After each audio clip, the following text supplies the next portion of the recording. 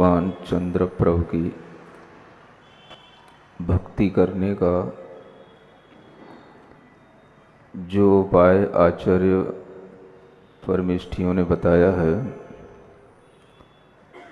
उसी चर्चा को आगे बढ़ाते हुए स्वयंभू स्तोत्र के माध्यम से हम भगवान चंद्र प्रभु की स्तुति करते हुए यह सीख सकते हैं कि भगवान की भक्ति करने के लिए भी हमें थोड़े से ज्ञान की आवश्यकता पड़ती है, क्योंकि जब तक हमारा ज्ञान विचारों के साथ आगे नहीं बढ़ता, तब तक वह ध्यान के रूप में भी परिवर्तित नहीं होता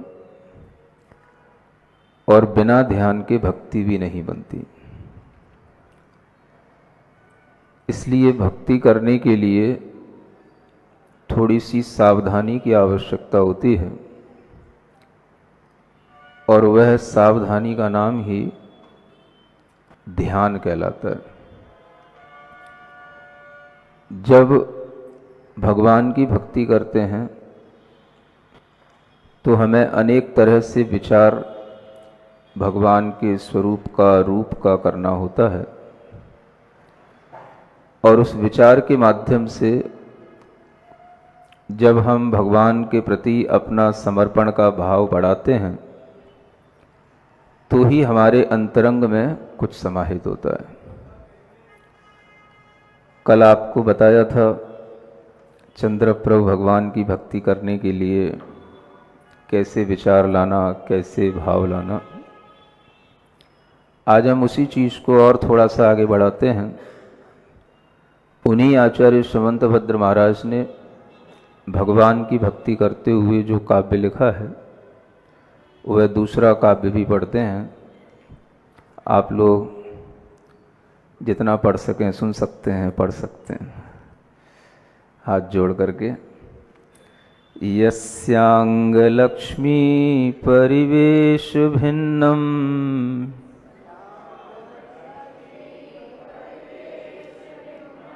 तमस्तमोरेरिवरश्मि भिन्नम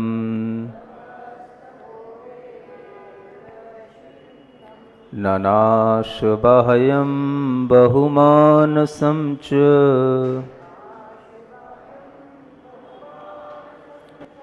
ध्यानप्रदीपातिशयेन भिन्नम्।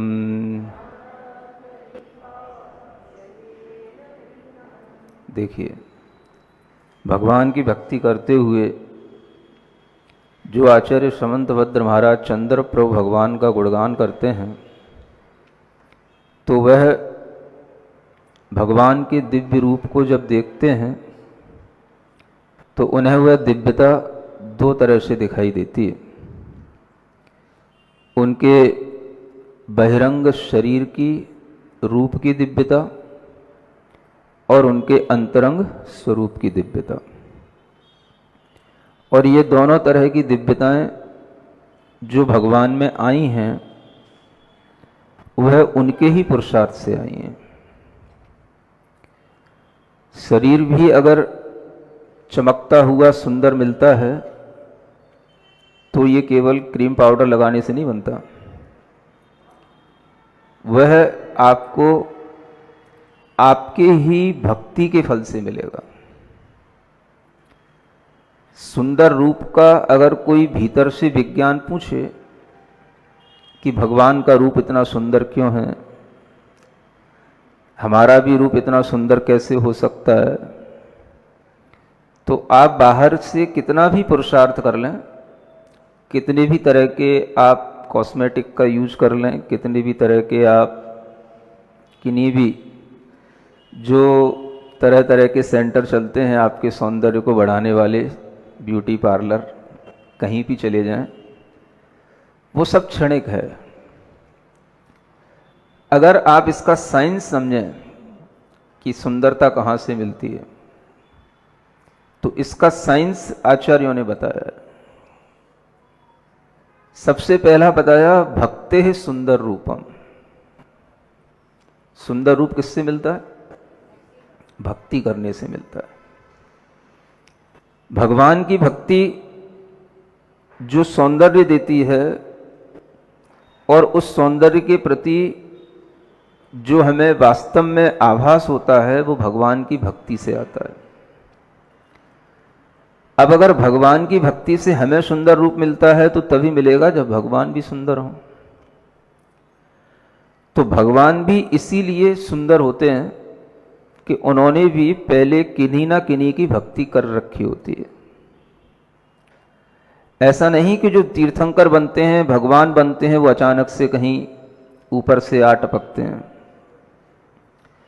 वह खुद अपने पुरुषार्थ से, इसी साइंस से चलेंगे, इसी सिद्धांतों से चलेंगे जो सिद्धांत सार्वभौमिक हैं।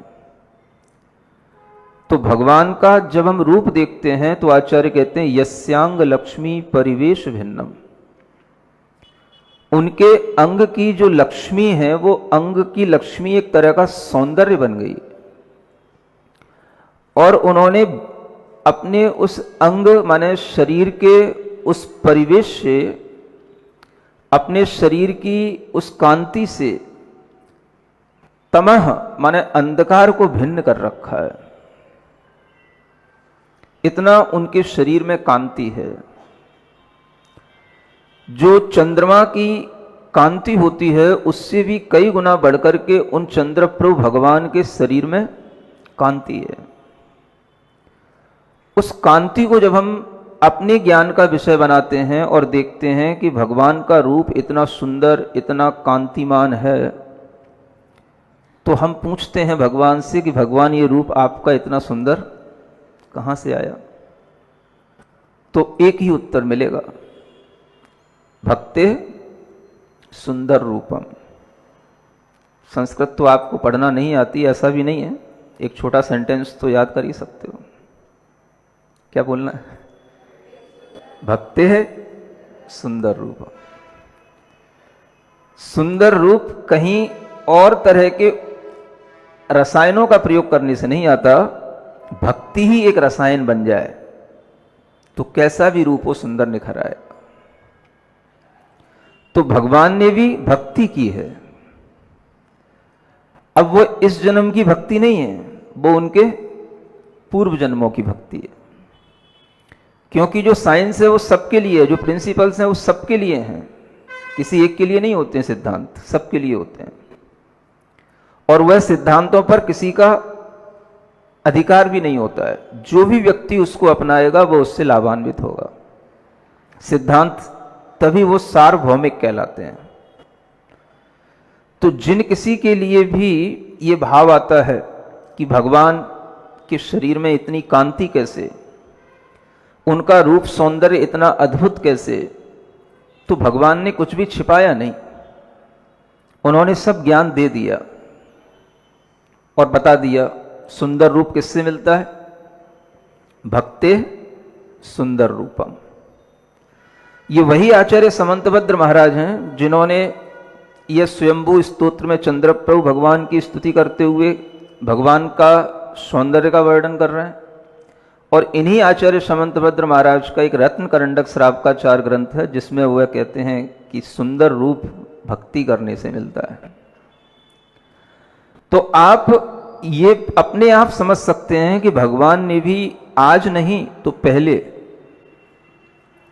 पिछले जन्म में भक्ति की है। किसकी की है? तो उनके समय पर उनसे पहले जो अरिहंत रहे उनकी भक्ति की है।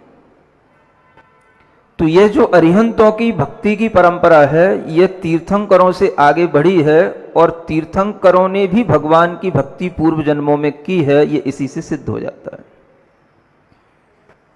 तो कोई भी तीर्थंकर बनते हैं, भगवान बनते हैं, वह पहले इसी पैटर्न से चलते हैं। और वह भगवान की भक्ति उन्होंने कैसी की होगी, कैसा उनका सुंदर रूप तो सबके ही सुंदर होते हैं, लेकिन ऐसा सुंदर रूप होना कि उनकी बराबरी करने वाला उस समय पर कोई दूसरा ना हो। इतना शरीर में लावण्य होना, सौंदर्य होना, कांति होना, ये सब उन तीर्थंकर भगवान की सहज रूप में जन्म से तो होती है, लेकिन जब वे केवल ज्ञान को प्राप्त कर जाते हैं तब तो उस कांति का कहना ही क्या। क्योंकि भीतर अंतरंग में जब प्रकाश उत्पन्न होता है और जब अंतरंग की शुद्धि होती है तो बहिरंग शुद्धि उसके साथ हो ही जाती है। तो यहां पर उन्हीं दोनों शुद्धियों का एक दिग्दर्शन कराया गया। जिनके शरीर की लक्ष्मी का वैभव इतना उज्जवल है कि उन्होंने अपने शरीर से ही चारों तरफ के अंधकार को दूर कर रखा है। ऐसे दूर कर रखा है जैसे तमोरी बोलते हैं, तम को नष्ट करने वाला जो शत्रु होता है सूर्य, उसके समान। यानी पिछले काव्य में तो उन्होंने चंद्रप्रभ भगवान को चंद्रमा की किरणों से गौरवर्ण का बताया, और अब कहते हैं कि भगवान सूर्य के समान प्रकाशमान है। तो इससे यह समझना कि भगवान के शरीर का वर्ण तो चंद्रमा की तरह है, सफेद, उज्जवल, वाइट, लेकिन उसमें से जो लाइट निकल रही है वो इतनी ज्यादा है कि उस लाइट के उपमा किससे दी जा रही है? सूर्य से दी जा रही है। माने चंद्रमा ही पर्याप्त नहीं भगवान के शरीर की उपमा देने के लिए, सूर्य की भी जरूरत पड़ गई। ऐसे भगवान के शरीर में से जो कांति निकल रही है वो अपना शरीर जहां पर भी उपस्थित है, बस उनके उपस्थिति मात्र से, कोई लैंप लगाने की कहीं कोई जरूरत नहीं है, वो खुद ही एक बहुत बड़ा लैंप है। कहीं कोई लाइट लगाने की जरूरत नहीं है। उनके आसपास का वातावरण केवल उनके शरीर की कांति से ही अंधकार से रहित हो रहा है। तमस तमो रे रिव रश्मि भिन्नम, जैसे सूर्य की रश्मियों से अंधकार भिन्न हो जाता है, ऐसे भगवान ने अपने शरीर की रश्मियों से, किरणों से आसपास का अंधकार दूर कर रखा है। यह भगवान का बाहरी स्वरूप है, शरीर का स्वरूप है। यह स्वरूप भी उन्हें उसी भक्ति से प्राप्त हुआ जिस भक्ति से हर जीव को ऐसे सुंदर रूप की प्राप्ति होती है। जब भगवान का बाहरी स्वरूप देखा तो कांतिमान है, सुंदर है, तो भीतर भी कुछ होगा। रूप तो सुंदर भीतर से ही होता है, बाहर से तो कितना करोगे। आज कर लोगे तो वो आज ही काम आएगा, सोने के बाद तो फिर उठ करके वो काम आएगा ही नहीं, वो तो सब पुराना हो जाएगा, बासा हो जाएगा। और वो शायद इतना भारी भी होता है कि वो सोते समय भी आपको हटा के ही सोना पड़े। ज्यादा चिपोड़ लोगे तो भारीपन तो लगेगा ही। तो वो ना तो सोने से पहले काम आएगा ना सोने के बाद काम आएगा। वो थोड़ी देर का है, जो आपने अलग से ऊपर से लीपा पोती की है वो थोड़ी देर की है। सौंदर्य तो अलग से फूटता है, कांति तो अलग से फूटती है जो ओरिजिनल होती है।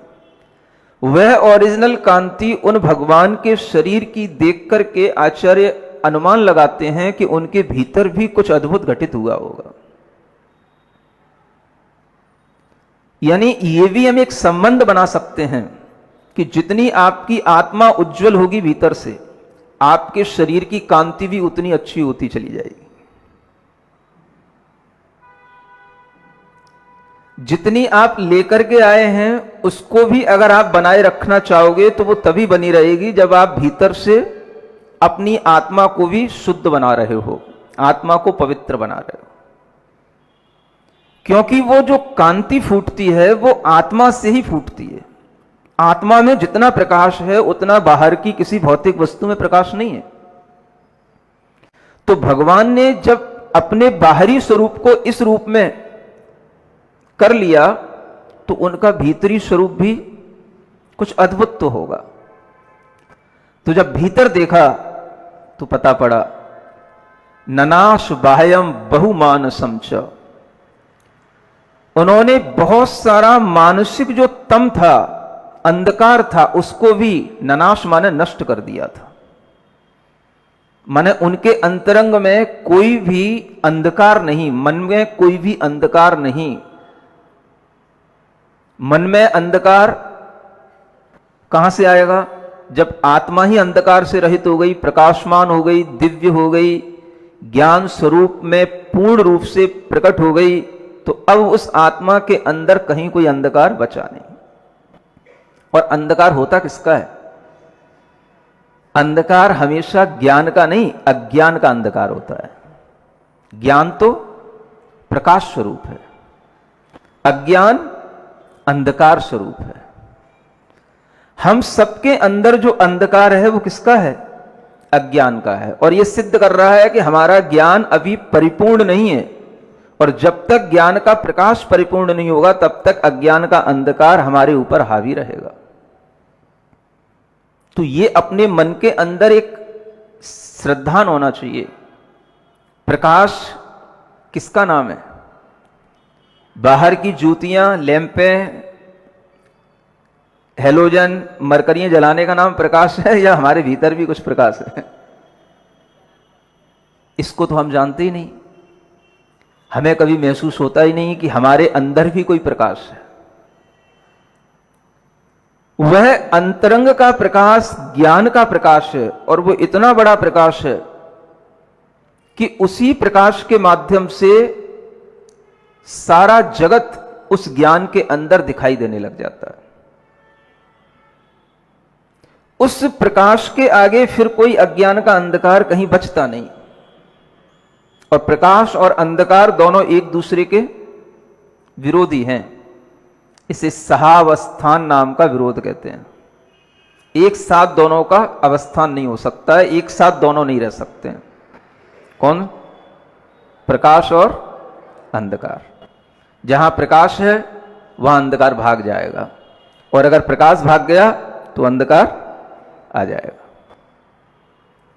और किस चीज का नाम अंधकार है बताओ? प्रकाश अगर नहीं होता है तो अंधकार आने लग जाता है।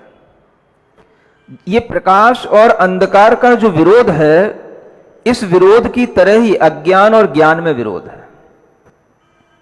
आपका ज्ञान जितना उज्जवल बनेगा, जितना समीचीन होता चला जाएगा, जितना आपका अपने ही ज्ञान में दृढ़ता आती चली जाएगी, आपके पास अज्ञान भटक नहीं सकता।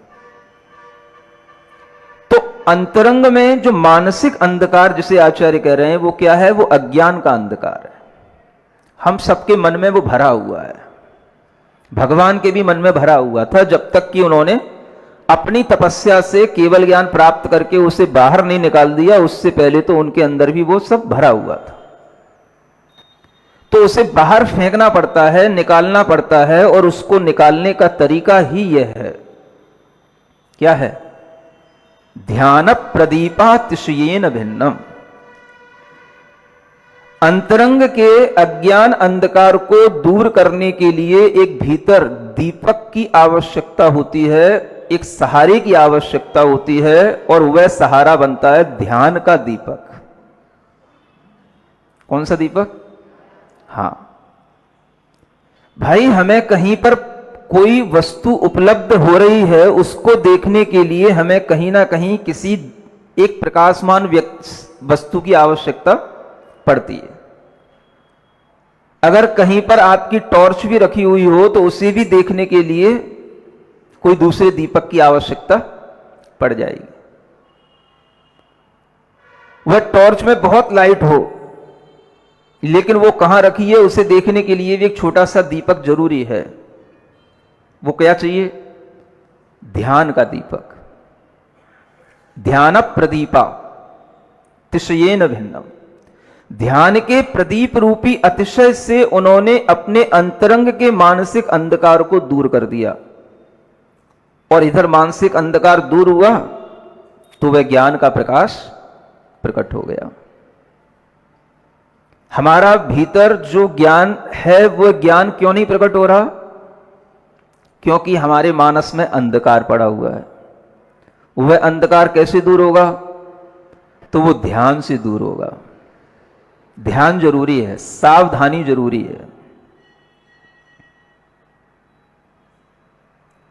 ध्यान से ही आपके अंतरंग में वह आगे बढ़ते हुए जितना आपके भीतर ध्यान का भाव आएगा, भीतर से उतनी ही आपकी मन की शुद्धि होती चली जाएगी।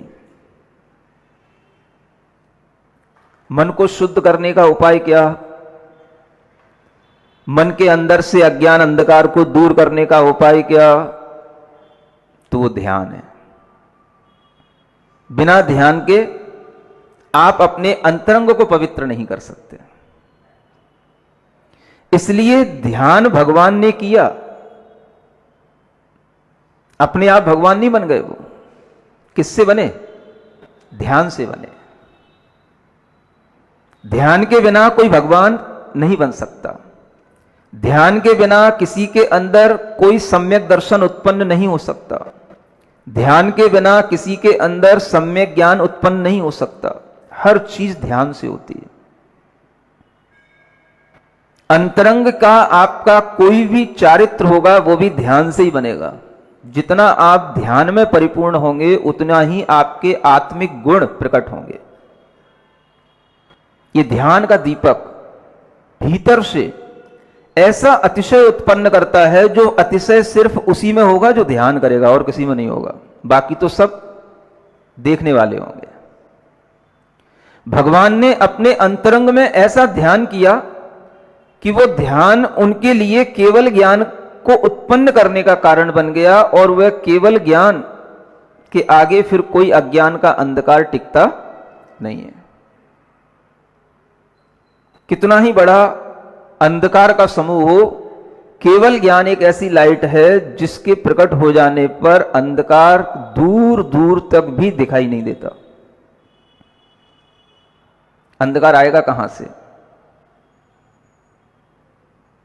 प्रकाश का विरोधी है अंधकार। जब प्रकाश उत्पन्न हो गया तो अब उसको विरोध करने वाला अंधकार कहीं से कहीं तक दिखाई नहीं दे सकता। ऐसे उस ध्यान के अतिशय से भगवान के अंदर वह केवल ज्ञान की जब प्राप्ति हुई तो उनका अंतरंग का वह सारा मानसिक अंधकार दूर हो गया, जो अंधकार उनके अंदर कहीं ना कहीं एक अज्ञान उत्पन्न करता है। हम सबके अंदर अज्ञान है, ये कभी अपने को महसूस होता है? आपसे हम पूछें आपके अंदर अज्ञान है तो आप कभी स्वीकार करोगे कि आपके अंदर अज्ञान है? बताओ, करोगे स्वीकार? सब अपने आप को परम ज्ञानी कहते हैं। सबको ज्ञायक स्वभाव की अनुभूतियां हो रही हैं। सब अपने आप में तृप्त हो रहे हैं। तो फिर अज्ञान कहां है? किसके अंदर है? जब हम भगवान को देखेंगे तब हमें समझ में आएगा कि जब ये ज्ञान ही, लेकिन जितनी देर हम भगवान को देखेंगे, जितनी देर हमें भगवान का ऐसा स्वरूप दिखाई देगा, ये बात निश्चित है कि उतनी देर हमारा ज्ञान उस अंधकार से बचा रहेगा और हमारा ज्ञान प्रकाशमान होगा, अंधकार से रहित होगा। उतनी देर के लिए हम ज्ञानी बन जाते हैं जितनी देर हम भगवान की भक्ति में अपने आप को समाहित करते हैं, उनके स्वरूप में लगाते हैं। अब वह बाहरी जो अंधकार है वो तो सबको दिखाई देता है, लेकिन भीतरी अंधकार देखना जरूरी है। वो अज्ञान का अंधकार क्या काम करता है? अब मैं आपसे पूछूं, आपको अज्ञान अंधकार कैसे रियलाइज होगा कि आपके अंदर अज्ञान का अंधकार है? उसका मैं आपको एक तरीका बताता हूं। सुनते हो? मेरी बात सुन रहे हो कि नहीं? ठंड में कान बांध के तो बैठे हो, लेकिन आवाज तो पहुंच रही होगी।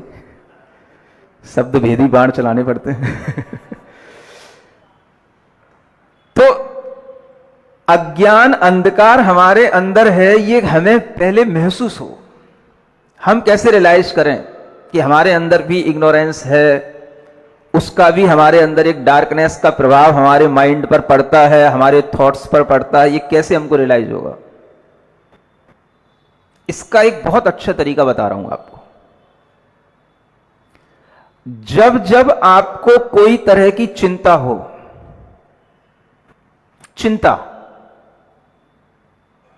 सुनते हो, कोई तरह की चिंता हो, आप समझना आपके ऊपर आपका अज्ञान हावी हो रहा है, अज्ञान रूपी अंधकार हावी हो रहा है।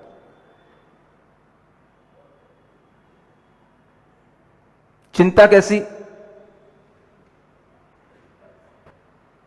कैसी होती चिंता, बताओ, आप ही बताओ।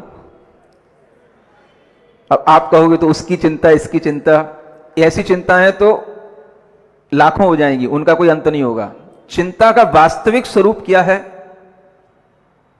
क्या होगा, कैसे होगा, कहीं ऐसा हो गया तो क्या होगा, कहीं ऐसा नहीं हुआ तो क्या होगा, ऐसा कैसे होगा, ऐसा कर पाएंगे कि नहीं कर पाएंगे, ऐसा करेंगे तो वो क्या सोचेंगे, वैसा करेंगे तो ऐसा नहीं होगा। ये जो होता है ये चिंता का वास्तविक स्वरूप है। सुन रहे हो कि नहीं? समझ गए? अब इसकी चिंता उसकी चिंता से मतलब नहीं है। चिंता किसकी है? चिंता इसका नाम है। कहीं ये हो गया तो क्या होगा, कहीं वह हो गया तो क्या होगा, कहीं ऐसा नहीं हुआ तो क्या होगा, कहीं वैसा हमारे साथ नहीं हुआ तो क्या होगा, ऐसा होने पर वैसा होगा कि नहीं, वैसा होने पर ऐसा होगा कि नहीं। समझ में आ रहा है कि नहीं? इसका नाम क्या है? चिंता। जब जब आपको चिंता घेरे तो आप देखना आपके भीतर सिर्फ यही क्वेश्चन चलेंगे जो हम बोल रहे हैं। वो रिलेटेड किसी से हो, वो चाहे आपकी शादी से रिलेटेड हो, चाहे आपकी पत्नी से रिलेटेड हो, चाहे आपके किसी भी बिजनेस से रिलेटेड हो, चाहे आपके बेटे से रिलेटेड हो, चाहे बेटी से रिलेटेड हो, चाहे आपके स्वास्थ्य से रिलेटेड हो, वो क्वेश्चन यही घूमेंगे। जब जब आपके मन के अंदर इस तरह का घेरा बनने लगे, समझना अज्ञान का अंधकार है ये। चिंता का दूसरा नाम क्या है? अज्ञान का अंधकार। Darkness of ignorance is equal to worriness. समझ आ रहा है? ये फॉर्मूला याद रखना। ये जो अज्ञान का अंधकार है, बस इसी का नाम चिंता है। और चिंता जब भी होती है अज्ञान से होती है। कोई भी तरीके का चिंता होगी, किसी भी तरीके की, समझना वो चिंता किससे उत्पन्न हो रही है? अज्ञान से। अगर आप अपने ज्ञान में हैं तो चिंता नहीं हो सकती। अगर आप भगवान की भक्ति में भी हैं तो आपको चिंता नहीं हो सकती। अगर आप अपने ध्यान में हैं तो आपको चिंता नहीं हो सकती। और अगर आप अपने ध्यान में नहीं आ पा रहे हैं तो चिंता के कारण से नहीं आ पा रहे हैं। आप भगवान की भक्ति भी नहीं कर पा रहे हैं, चिंता के कारण से नहीं कर पा रहे हैं। अब आप सोचो कि जब आप भगवान की भक्ति करने के लिए आते हो तो कब आते हो? निश्चिंत होकर के आते हो कि चिंता लेकर के आते हो? और फिर आकर के कहते हो चिंतामणि पार्श्वनाथ भगवान, चिंतामणि चंद्रप्रभु भगवान। जब तुम्हें चिंता है इसलिए वो चिंतामणि है कि तुम निश्चिंत हो इसके लिए चिंतामणि है? बताओ। जब तुम चिंता लेकर के भगवान के पास में आए हो तो अब तुम्हारा भगवान की भक्ति में मन लगेगा कैसे? मन तो तुम्हारी चिंता के साथ चल रहा है, क्योंकि अज्ञान का अंधकार तुम्हें उस चिंता से घेरे हुए है। तो भक्ति तो अब तुम करोगे तो कैसे होगी? वो तो ऊपर ऊपर से होगी। भाई सबके स्वर में स्वर तो मिला लोगे, लेकिन भक्ति का भाव जब भीतर से आएगा तो वो तभी आएगा जब आप निश्चिंत होगे। आपका मन भगवान की भक्ति में हो, जिसे हम परमात्म भक्ति कहते हैं, या आत्म भक्ति में हो जिसे हम आत्म ध्यान कहते हैं, वो तभी लग सकता है जब आप निश्चिंत हो। और जब आप निश्चिंत होते हैं तब आप पिकनिक मनाने चले जाते हैं, तब आप पार्टियों में चले जाते हैं। और जब चिंता पड़ती है तब आपको मंदिर याद आते हैं, महाराज याद आते हैं। सुन रहे हो? तो ऐसे रोगियों से ना भगवान घिरना चाहते हैं ना महाराज घिरना चाहते हैं। ये रोगी कहलाए ना। चिंता लेकर के, दुनिया की विकल्प लेकर के अगर आए तो ये सब रोग हुआ ना। अब ये सब रोग अगर सामने आता रहेगा, ऐसे रोगी सामने आते रहेंगे, तो एक दिन तो डॉक्टर ही रोगी बन जाएगा। आपके लिए जब निश्चिंतता का भाव आता है तब आप उसका गलत यूज करते हैं। समझ आ रहा है? सब लोगों ने अपनी टिकटें बुकिंग करा रखी होंगी, 31 आ रही है। कितना अज्ञान अंधकार है लोगों के अंदर, देखो तो। कौन सा फेस्टिवल मनाने जा रहे हैं, किसको सेलिब्रेट करने जा रहे हैं, क्या है ये? अभी यही पता नहीं कि कब वर्ष की शुरुआत होती है, कौन सा वर्ष है, और वर्ष है तो क्या इस तरह से पाप करने के लिए वर्ष की शुरुआत होती है? दुनिया में सबसे ज्यादा पाप होते हैं तो 31 नाइट को होते हैं, दिसंबर। कोई भी दुनिया का होटल नहीं होता है जो बुक ना हो, कहीं जगह नहीं मिलती।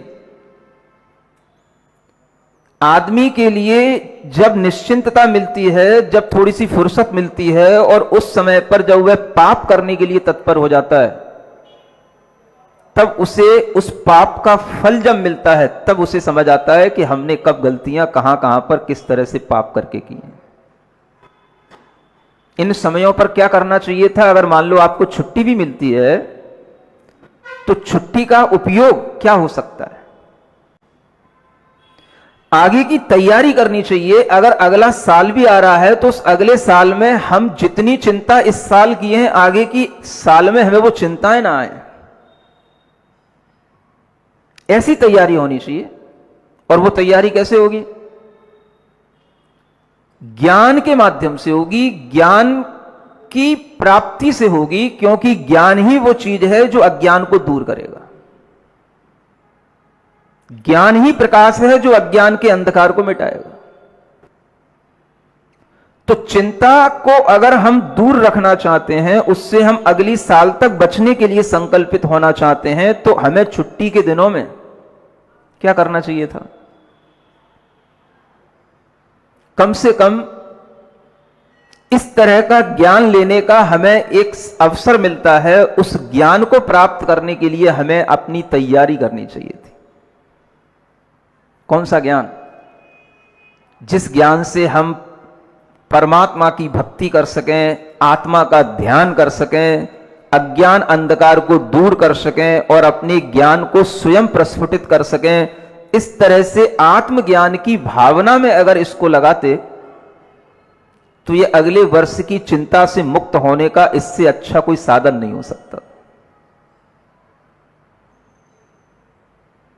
लेकिन दुनिया का हर प्राणी क्या कर रहा है? बह रहा है, एक फ्लो में बह रहा है, बस उससे वो उबर नहीं पा रहा है, हट नहीं पा रहा है। सारा फ्लो उधर ही जा रहा है, बस होटलों की तरफ, क्लबों की तरफ, जितने भी ठंडे स्थान होंगे, चाहे वो शिमला हो, मनाली हो, उधर की तरफ, या जहां कहीं पर भी समुद्र और नदियों के बीच बने हुए हैं उधर की तरफ, सारा फ्लो वहीं जाता है। सब संसार के हर प्राणी को फ्लो में बहना है, बस जैसे कि उसका अपना कोई अस्तित्व ही नहीं है कि वो अपने को उस फ्लो से बचा पाए। और हर आदमी का बहाव देखो इधर ही चल रहा है। कैसे बचें, कैसे बचाएं, कैसे हम अपने अगले जीवन को, आगे के जीवन को अच्छा बनाएं?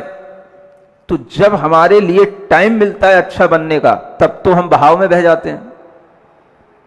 और जब हम उस बहाव में डूबने लग जाते हैं, जब मरने को तत्पर होते हैं, तब हमें मंदिर और महाराज दिखाई देते हैं। तो ये मंदिर और महाराज सब उस समय के लिए बने हैं कि जब आप मरने को हो तब इनके पास आना, और जीने को हो तब तुम अपनी जिंदगी जीना। हा? मैं तो यही सोचता हूं। तब याद आती है कि हमारी, तो फिर ऐसे लोगों पर फिर क्या ध्यान दिया जाए? जब आपकी मृत्यु निश्चित ही है, जब आपका दुख निश्चित ही है, जब आप अपनी चिंता से अपने आप को पीड़ित कर ही चुके हैं, तो किसने क्या ठेका ले रखा है? अब हुई गया काम आपका। अब आपकी आप जानो।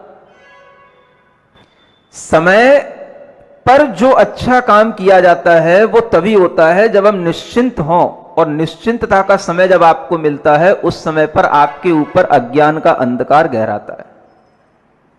बाहरी अंधकार, भीतरी अंधकार सब अज्ञान के साथ गहराते हैं, और ये मानसिक अंधकार कहे गए हैं। चिंता जब आपको पड़े, समझना मन कहां डोल रहा है, मन किसमें घुस गया, मन अंधकार में डूब गया। अब आप सोचो, आपको किसी चीज की चिंता है कि नहीं? आपके दिमाग में चिंता गहराती है कि नहीं? क्या होगा, कैसे होगा, कब होगा, ऐसा होगा कि नहीं होगा? ये सब जो कुछ भी आपके किसी भी चीज को लेकर के विचार आते हैं, जब भी आए, समझना क्या है ये? बोलो तो। ये क्या है? अज्ञान। अज्ञान सो अंधकार, मानसिक अंधकार। अब ये कैसे दूर हो? तो ज्ञान की टॉर्च लगा दो, अंधकार भाग जाएगा। वो ज्ञान कहां से आए, वो टॉर्च कहां से आए? जाओ घूमने, होटलों में मिलेगी, जाओ। वो कहां मिलेगी? वो आपको कहीं ना कहीं आत्मज्ञान और आत्म ध्यान के कहीं पर जो कार्य चल रहे हैं उसी में मिलेगी।